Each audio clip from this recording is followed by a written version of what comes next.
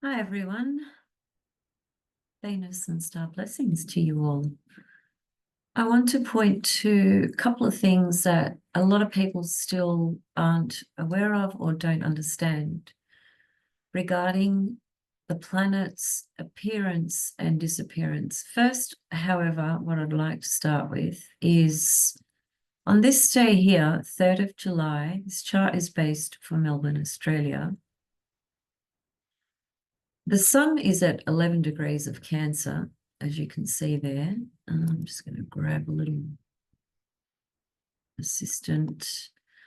So there's the sun, 11 Cancer, and there's Venus, 19 of Cancer, tropical zodiac. Now, on this particular day, Venus is technically visible. This is her first appearance as the evening star. So basically, the last 3 months, Venus has been invisible, nowhere to be seen in the sky. And that is her scorpionic journey, where she descends into the underworld. She's much closer to God or goddess or divine source, creation to all things, whatever word you want to use, doesn't matter. But she's much closer to the source of all things when she's in that underworld journey. But it's a very dark passage, a very difficult passage. We've all been through that in our own personal way the last 3 months. She was a morning star at that time, right? And it was the Leo morning star, which occurred last year. And when she disappeared, she went through that underworld passage. And then when she comes out of that, in this case, it's the longer period of invisibility. There's 2 periods where Venus disappears. One is from morning star, underworld, then reborn as evening star. And the other one is when she's an evening star, goes through a shorter passage of disappearance, and then she's reborn as a morning star. It gets a little bit confusing. You've got to really study this stuff very carefully, and it takes a long time to kind of get your head around it for most people. There's a lot of, just a lot to understand about these heliacal phases of planets. Now, just to keep it very simple, Venus went through her death passage, transformative passage, the underworld, the last 3 months, transitioned out of morning star into evening star. The evening star occurred at the 14th degree of Gemini, which was when the sun and Venus were conjunct in Gemini back in June. Although that cazimi conjunction occurred, which was the birth or rebirth, the energy of that star point, which is a 9-month journey, more or less, it really doesn't kick in until we actually see Venus in the sky. So when she appeared on the 3rd of July, which was just 3 days ago, this is Melbourne, Australia, this is her showing up in our life, right? This is her proclaiming the evening star energy into our life. This is her being born as Aphrodite. The evening star corresponds to the love goddess Aphrodite, and the morning star corresponds to the warrior goddess Pallas Athena. So morning star energy is very, very different to evening star energy, whether it's looking at the transiting star points, transiting Venus, your 5 Venus star points at birth, and or Venus's appearance in terms of the pentagram via Babylonian astrology in your Babylonian chart. So there are many different levels to this. I'm going to try and keep it as simple as possible for today, and I'm going to focus primarily on the tropical zodiac. So somebody wrote a comment underneath, I think it was my new moon in Cancer video, and said, oh, I didn't realize you could see Venus. For us, she's not going to become visible until late July. Now, I don't know who that person is. I don't know where they live. So I cannot respond to them in a very specific way. because Venus's appearance or disappearance is based on latitude, geographical location, latitude, meaning where you live. So it just so happens, however, that her visibility in New York, USA, is only just one day after the appearance of Melbourne, Australia. So if you're close to New York latitude, then she will be visible. However, having said all of that, and I'm going to circle back to the couple of the main things that I want to talk about relative to her visibility in a moment. Let me just explain something and show you this. So just going to animate the chart and swing Venus over to get her setting, okay? So keep in mind, I'm using tropical zodiac, and I'm using my locality, Melbourne, Australia. We are in the heart of winter, so the sun is setting much earlier and rising much later, right? Because we're in peak winter. So have a look at the right-hand side of the chart here. You can see that there's the sun on the descendant, basically getting ready to set. Okay, now I'm just going to animate it by a few minutes. Let's just drop that sun right down. Okay, it's there, the sun has set. You can see it's below the horizon. This line running from the ascendant to the descendant reflects the eastern and western horizon. The sun has dropped at 5:10 p.m. on the 3rd of July. The sun has set, in other words. And you can see Venus is above the horizon.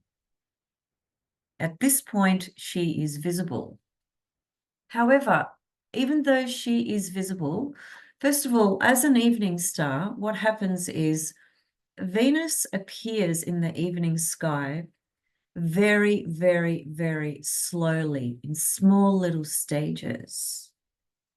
When she appears as a morning star, she appears very quickly, bright, boom, right on the ascendant here. As the sun is getting ready to rise, before it rises, Venus as a morning star will show up here. This is the eastern horizon, but she shows up very quickly. When she is preparing to appear as an evening star, which is now, she appears very slowly and gradually. That actually reflects the nature of the evening star, the nature of Aphrodite, because she has a quality and a side to her which is softer, slower, romantic. You know, it's all the Venusian Aphrodite components to the evening star. It's the evening experience of Venus, you know, which takes us into the world of love and romance and, you know, dating and having dinners and candlelights and, you know, things like that, just to bring it down to, you know, basic descriptions. It's the romantic love goddess. So she appears very, very slowly. You know, it's that sort of mysterious feminine energy. Okay. Now, at this point, she's still pretty close to the sun. So as you can see, what is happening here is we're only going to get a glimpse of her depending on our location and whether she is visible based on your location. We're going to have to be so quick. You know, we're going to have to go out there just before the sun is setting, watch the sunset, and then you'll see her setting just after the sun as well. And, you know, you have to have clear skies. You have to be on the right, you know, sort of the right spot so you can get that view of that western horizon. You know, there's a lot of things that need to kind of line up for you to be able to witness her. And she'll disappear very, very slowly. And the light of her will be very faint at this time as well. It's a tricky time because it's a time where the sun is just setting. So you've kind of got this, you know, you've got this sky that's not completely dark yet. So there's all these factors need to come into consideration relative to the viewing of Venus. Regardless of that, technically speaking, she is visible at this point. As we progress forward, the weeks ahead, Venus is going to move further and further and further away from the sun. And as she does this, like in a few weeks' time, and I spoke about this yesterday in my Pluto class for my students, actually, just to teach them this as well. That Pluto class went for 2.5 hours. If any of you are interested in that, just as a side note, we went into Pluto from a lot of different levels: the soul, the unconscious, the mythology, what Pluto represents in the chart. So many deep dives into Pluto. So if you want to understand Pluto from a really deep, deep level, that particular class is available for those of you that are interested. So just shoot me an email. So getting back to Venus, as we progress into the weeks ahead, what we'll see, and I can show you this in a moment, Venus will move further and further away from the sun, and we'll reach a point, for instance, where the sun sets and Venus will be over here in the 8th house, for example. Before she gets into the 8th, she'll be further up into the 7th, then she'll eventually be up here somewhere, and then she'll just keep moving, right? As she's moving further away from the maximum distance she can be from the sun is 48 degrees. She cannot go any further. But when she's at that maximum distance, that's her maximum point of elongation. So in the weeks ahead, we'll start to see Venus in the night sky setting on the western horizon, and her appearance will be longer and longer and longer as time goes forward. But it's a very slow and gradual process, which is the complete opposite to when she's a morning star rising on the eastern horizon, which is the ascendant. So she gradually appears, slowly, slowly, slowly, like this gorgeous, mystical, divine Aphrodite goddess. And when we get closer to her transitioning, which will be later, like in about 9 months' time, close to that, what you'll find is that one night she'll be in the sky, as she has been for the however many months before that. And then all of a sudden, bang, she'll be gone, vanishes. This is the nature of Venus's evening star. The opposite is true for morning star. She shows up like this bright, sparkling diamond. Immediately, you see her.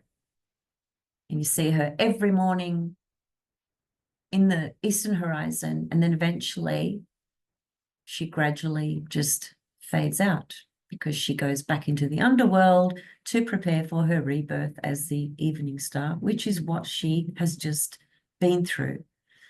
So now we have her proclaiming the night, the evening, affecting that area of our life, as it were, which is all about love and romance. And also, of course, we've come out of the morning star phase, which is the warrior goddess, and we've had this strong lion energy of Venus. It was the Leo Venus star point, and in Babylonian astrology, Venus in Leo is one of her prime positions. It's actually her primary animal, the lion. It's like a secondary exaltation in Babylonian astrology. That's how strong she is in Leo. So the Venus Gemini star point, which occurred in June, is what we are in now, although she appears in tropical Cancer. So wherever 19 degrees of Cancer is in your tropical zodiac chart, that's where Venus has appeared. And it's mixing systems a bit, and it just depends, whether you're capable of doing that or if you understand what I mean. But because normally we would look at where has Venus appeared in Babylonian astrology, which happens to be about 25 degrees of Gemini. That's her appearance in the Babylonian zodiac. Her appearance in tropical is 19 Cancer. So I would look at both. Where's 19 Cancer? Where's 25 of Gemini? Obviously, they're side by side, right? Adjacent to each other.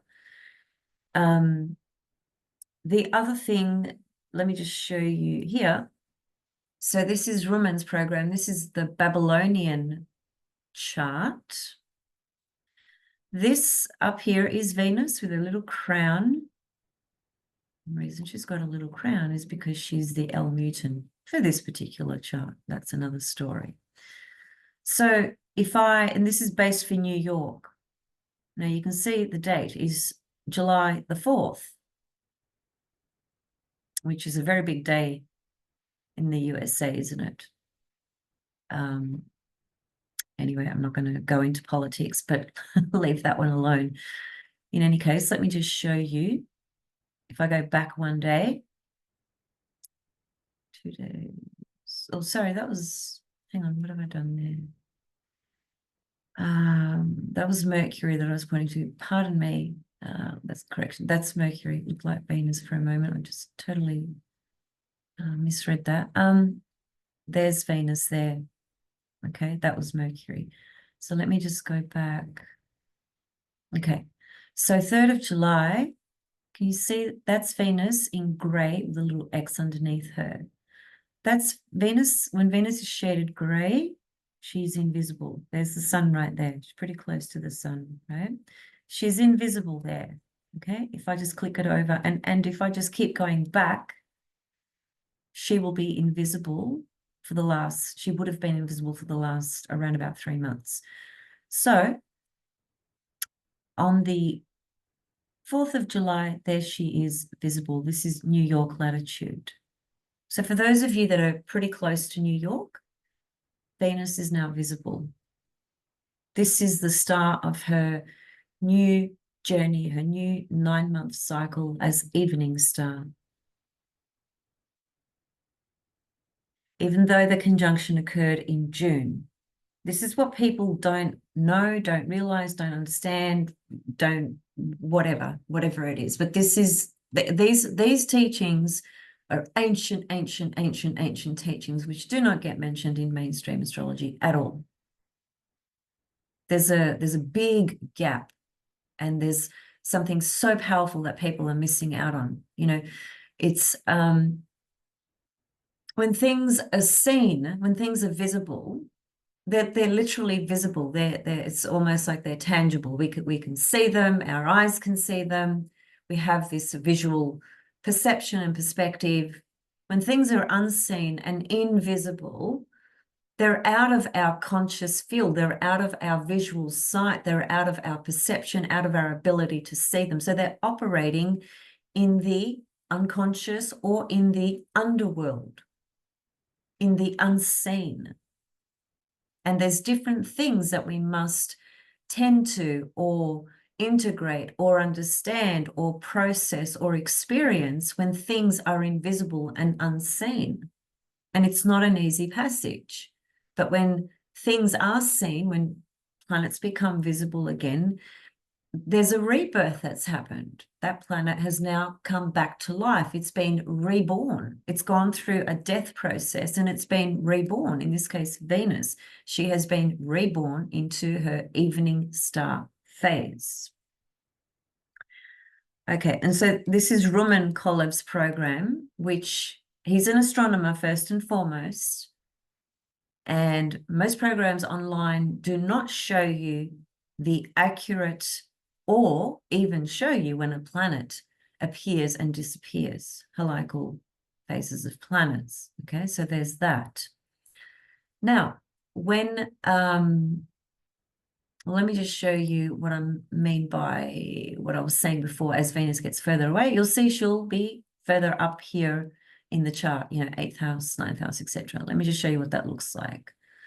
So let's just stick to that time. Can you see she's moving further up in the 7th? Can you see she's moving further away from the sun? And I'm just moving it a day at a time at this point. Okay, there she's in the 8th house now. which is what I said before. As you know, the weeks go on, she'll move further and further away. If we continue this, it just goes on, and she moves further and further away. Now, the sun hasn't set there quite. Why is that the case? Because September in Australia, we're heading into spring here. So the sun is going to set at a different time to what it was setting in winter. It's going to set later. So 5:10 p.m. in July, the sun has set in the southern hemisphere, Melbourne. But come September, that's when we begin our spring, the sun sets later. In any case, as you can see, Venus is moving further from the sun. So let's just adjust the time here. Okay. So, and we'd need to keep doing that, you know, because the sun changes its time of setting and rising based on the time of the year, whether you're in the southern or northern hemisphere. So anyway, that's just to show you how she's moving further and further away. Okay, now let me go back to this chart here, which was the day she appeared in Melbourne, Australia. She appeared the day after in New York, and any other latitude, I don't know her exact appearance unless I look at that program and see, you know, based on that geographical location, has Venus appeared yet? That's the only way I'd know. So if you want to work on this personally for yourself and you want to know more about this and you want to know when does she appear for you based on your location and you want to know what that means and you want to work on the Venus cycle and stuff, just shoot me an email and we can do a session and work on that together. It's really important information to know, because it's not just information.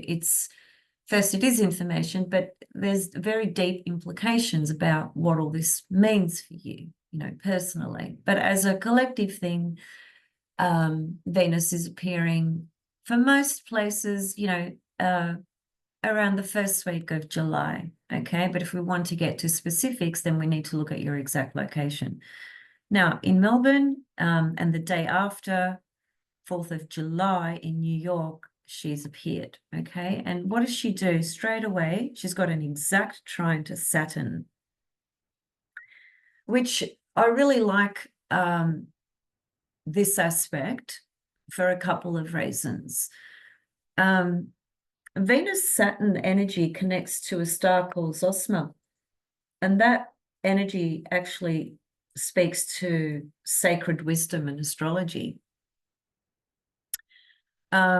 In terms of exoteric astrology, a trine aspect is a supportive aspect. It's an aspect that is showing us the planets involved in this aspect are in some type of flow and agreement with each other.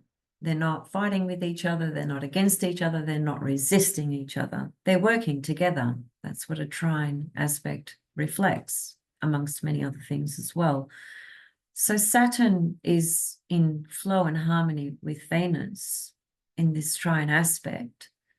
And also the other thing is that Saturn is in Venus's exalted sign. So there's some type of reception playing out here as well, which also adds more help to Venus. And that is, I think, you know, that's kind of, it adds a flavor and a tone and a theme, you know, for the next 9 months as Venus goes through this cycle of her evening star phase. And so, you know, Saturn traditionally, excluding all the difficult things about Saturn, we all know what they are.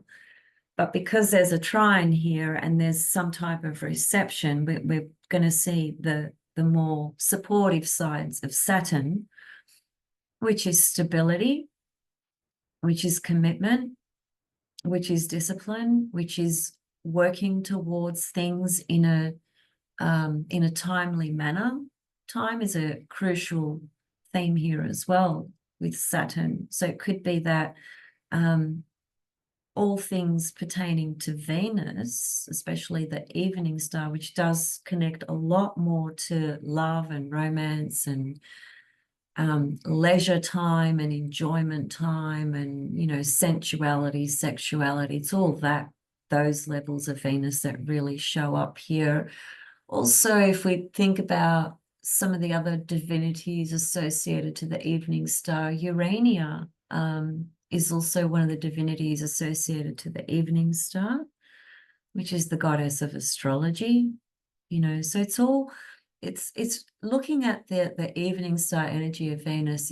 It's the nocturnal energy, and the nocturnal energy does take us into spaces that are more private, you know, more mystical and things like that, whether that's in our experience of love and sensuality and relationships, or whether that's just in our experiences around what we are doing in our life on a Venusian level that brings us happiness, because Venus rules happiness. So Venus is going to show us anything.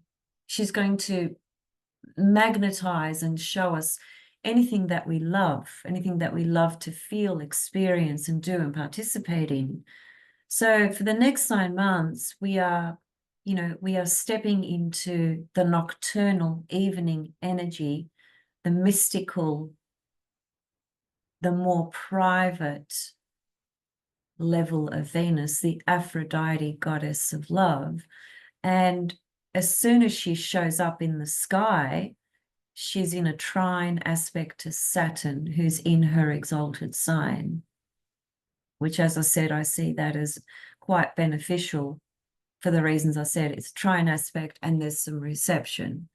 So that might also point to, it might add a bit more stability to the evening star energy, because one thing about the evening star Aphrodite Venus is, even though she's the more romantic, sensual, sensitive, softer energy of Venus, she, according to Babylonian teachings, she can be quite unstable in love, actually, which a lot of people wouldn't be aware of that. And some of you might be thinking, well, why is that the case? If she's the love Aphrodite goddess, the one who's into the romance and, you know, the softer side and so forth, why is she unstable? Well, she has this mystique about her. She has this quality to her that is not as obvious, not as visible, you know, and that is reflected in the sky, in terms of how she appears. She appears in a very mystical, slow kind of way. You don't really know where she's sort of coming from, you know, she's just sort of gradually, mysteriously appearing, right? Whereas the morning star, it's completely in your face. She rises on the eastern horizon like a bright, sparkling diamond. She's right there. She's transparent, right from get-go, 100%. That's also showing us a reflection of morning star types. You know, when you meet a morning star, you know, they're there. You can see them. There's nothing sort of hidden about them. You can, they're right in your face. They're committed. They're upfront. They're open. They're you know, transparent. The evening star has a very different, you know, mystique quality about her. So for all those reasons, I think the Saturn forming a trine to Venus appearing at the 19th degree of Cancer tropical zodiac, it adds a bit more stability in the evening star phase and journey that we have just begun, which we will be going through until, when is it? I think March next year. So that's really all I wanted to highlight today, but a few things. To understand that Venus's appearance and or disappearance is based on your latitude, location, geographical location. That may differ by a week or days or whatever it is. We don't know until we look at the locality. This is an evening star phase we're going into. It's the Aphrodite love goddess. There's a more mysterious, mystique quality about her. It is a lot more about pleasure and enjoyment as well. It's not so much about conflict, war, fighting, and needing to fight and protect and things like that, which is the morning star. The evening star is connected to Urania, which is the goddess of astrology. So this has a real spiritual, astrological, sacred wisdom type of energy connected to her, but it is also the more pleasurable, enjoyable, just at that basic mundane level, you know, dinners, candlelight dinners, romance, having dates and exploring things on that level as well. But just remember, Venus evening star is a lot more unstable in commitment and love. But because Saturn is forming a trine, that energy is showing us something about the theme for the next, you know, quite a few months in Venus's passage as an evening star. And Saturn is in Venus's exalted sign, which adds reception. Receptions are very, very powerful between planets. They just bump up that energy in a supportive way.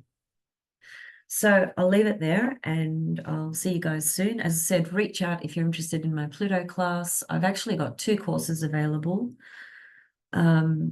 Also, readings are open if you want to explore Venus star point readings, whether it's from the traditional pentagram Venus in terms of the Venus star points in your birth chart, or whether it's the Babylonian heliacal phases of Venus, her appearance, disappearance, where that aligns in your birth chart, etc.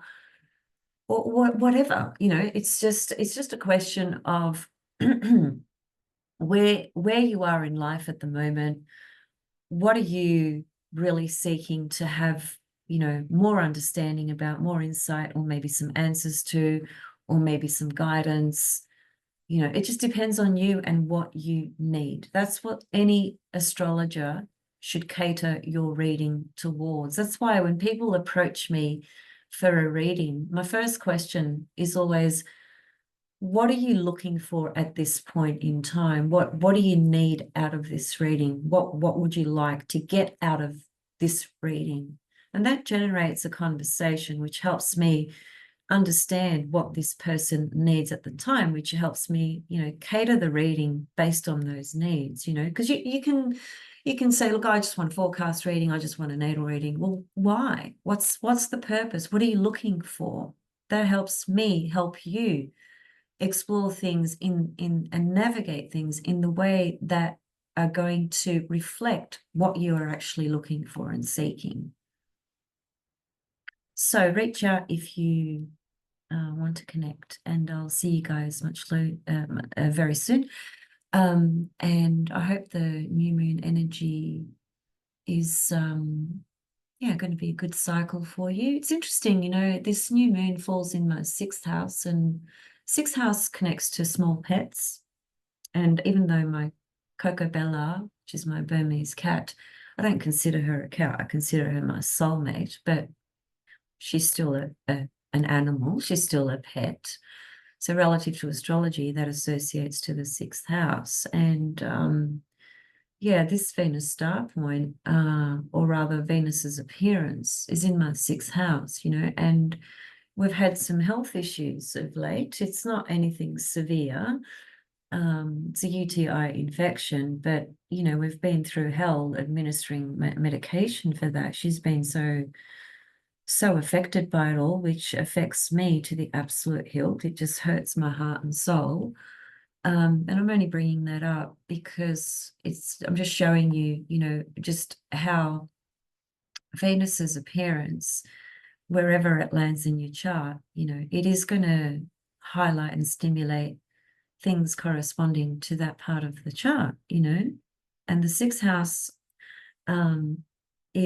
it's my own health as well. It's not an easy house for anybody. And even in Babylonian astrology, it's a pretty difficult house. So, you know, we'll see what happens with that. Hopefully, things just yeah, are okay for Coco. That's my primary concern more than anything else. Okay, I'll see you guys very soon. Much love. And if you enjoyed this, please hit the thanks button to support me in my work. I think if we find somebody that we really appreciate on whatever platform that is, if we can show our support, I think, you know, that's the least we can do, you know. I've got 500 videos on my channel. That's more than 500 hours. It's a lot of time, it's a lot of energy, you know, so some appreciation is always good to be seen. So thank you, and thank you for listening, and subscribe if you haven't, if you like to be notified of my videos. I'm going to create a Patreon page though and start putting a lot more material on that, because yeah, I see YouTube as something that will fade out of my life at some point. Not just yet, but yeah, I do need to start integrating into other things. And many of you have mentioned to me that if I create a Patreon page, you'd become a member. And yeah, so that's in the pipe works. Okay, much love and see you soon. Bye.